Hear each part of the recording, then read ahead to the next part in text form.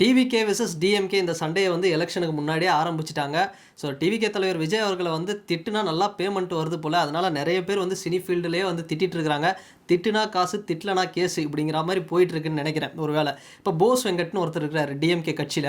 அவர்லாம் பார்த்தோம்னா பழைய சீரியல் நடிச்சிருப்பாரு. நெறைய படங்கள்லாம் டைரக்ஷன் பண்ணியிருக்காரு. நல்ல நடிகர் தான், இல்லன்னு சொல்லல. நல்ல முற்போக்கான சிந்தனை உள்ளவர் தான். ஆனா திமுகவுக்கு சப்போர்ட் பண்றதுனால அவருக்கு ஏதாவது வந்து ஒரு ஆதாயம் வரும் அப்படிங்கிறதுக்காக என்னவோ விஜய் அவர்கள போட்டு நல்லா கடுமையா தாக்கிட்டு இருக்கிறாரு.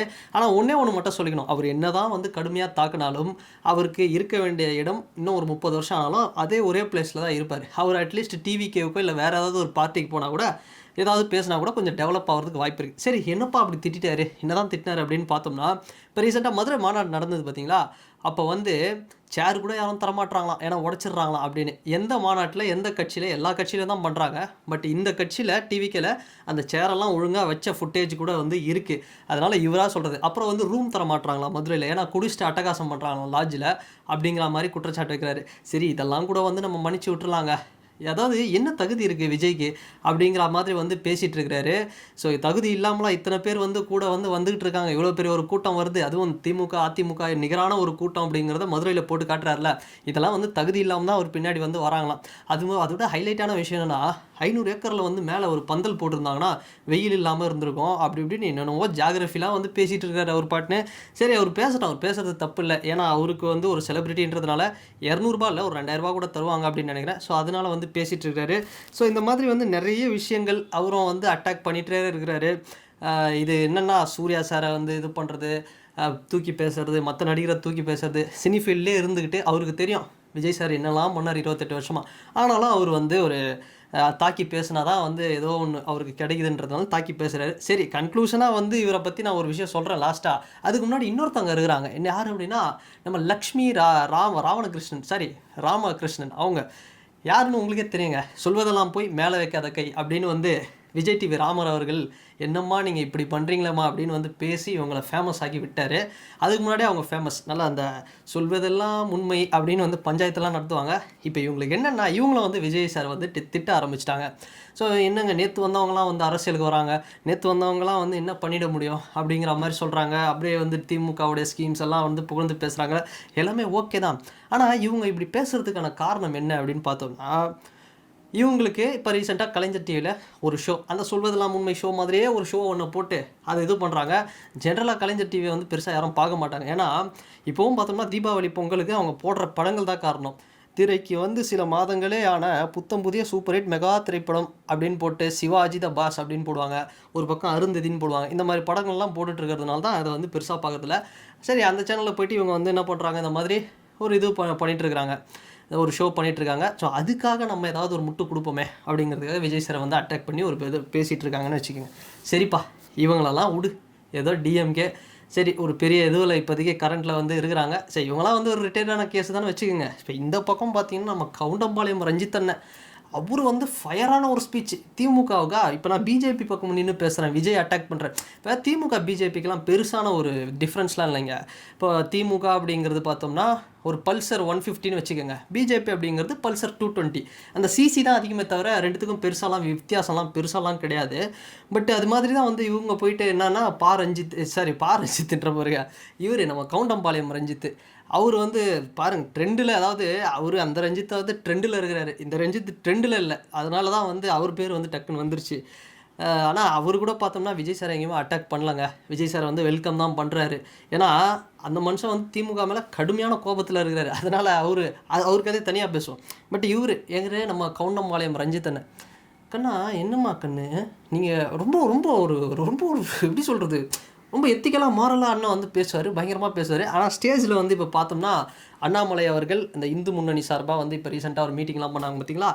அண்ணாமலை அவர்கள் பக்கத்தில் அப்படின்னு நின்று கொந்தளிச்சு பேசுகிற, டேய் விஜய் நீ இன்னைக்கு வந்து சொடக்கு போட்டு பேசுகிற, ரஜினி சாரை கேட்குற, கமல் சாரை கேட்குற, அவங்கள கேட்குற, இவங்கள பேசுகிற, எல்லாம் பேசுகிற. ஆனால் ஜெயலலிதா அம்மா இருக்கும்போது நீ என்னடா பேசுன அப்படின்னு. நான் உங்களை ஒன்று கேட்குறேன், நீங்கள் வந்து ஃபஸ்ட்டாக நடித்த நல்ல படம் பாண்டவர் பூமி, அதுவும் அந்த கிளைமேக்ஸ் காட்சி சரியா, அதுக்கு நான் வந்து உங்களை ஒரு நடிகராக மதிக்கிறேன். அதுக்கப்புறம் அந்த சின்ன சின்ன காமெடியெலாம் விவேக் சார் கூட பண்ணியிருப்பீங்க. அதுக்கப்புறம் நீங்கள் உருப்படியாக என்ன படம் பண்ணீங்க?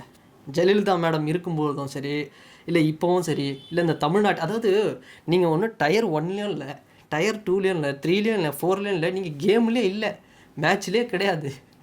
4 லைனில் பந்து பொறுக்கி போடுற மாதிரி வந்து நின்றுட்டு நீங்கள் வந்து இந்த நடிகரை பற்றி அவர் பேசிட்டாரு, நீ கையை சொடக்கி பேசுவார்னா ஏங்க, அன்னைக்கு ஜெயலலிதா அம்மாவுக்கே சப்போர்ட் பண்ணி ஒரு எலெக்ஷனில் ஜெயிக்க ஒரு வாய்ஸாக இன்டைரக்டாக அணிலாக இருந்து நான் பண்ணேன் அப்படின்னு சொன்னவர் தான் விஜய் சார். அதே விஜய் சார் தனியாக வந்து டைம் டு லீடுன்னு வரும்பொழுது அதே ஜெயலலிதா அம்மா அவருக்கு ஒரு ப்ரெஷர் வச்சாங்க. இந்த மாதிரி ராகுல் காந்தி அவரை மீட் பண்ணுவார், டிஎம்கே வந்து ஒரு ப்ரெஷர் வச்சாங்க காவலன் டைமில். இது மாதிரி பல கட்சிகளை அன்னைக்கே வந்து பல சம்பவம் பண்ணுவாருங்க தளபதி விஜய். அவரெல்லாம் பேசுகிறதுக்கு உங்களுக்கு ஃபஸ்ட்டு என்ன தகுதி இருக்குது? நான் கேட்குறேன், ஃபஸ்ட்டு நீங்கள் ஒரு நடிகராக என்ன ஒன்று பர்ஃபெக்டாக பண்ணீங்க? பெருசாக ஒன்றும் பண்ணல, ஒரு 2-3 படம் நல்லா பண்ணீங்க, அவ்வளோதான். சரி, அதுக்கப்புறம் வந்து நீங்கள் என்ன ஒரு இயக்குனராக என்ன பண்ணீங்க? ஒரு படம் நல்லா பண்ணீங்க, அதுக்கப்புறம் ஒரு படம் வந்து நிறைய கிரிஞ்சாக பண்ணீங்க, அது ஒரு வேறு விஷயம், அதை விட்டுருங்க.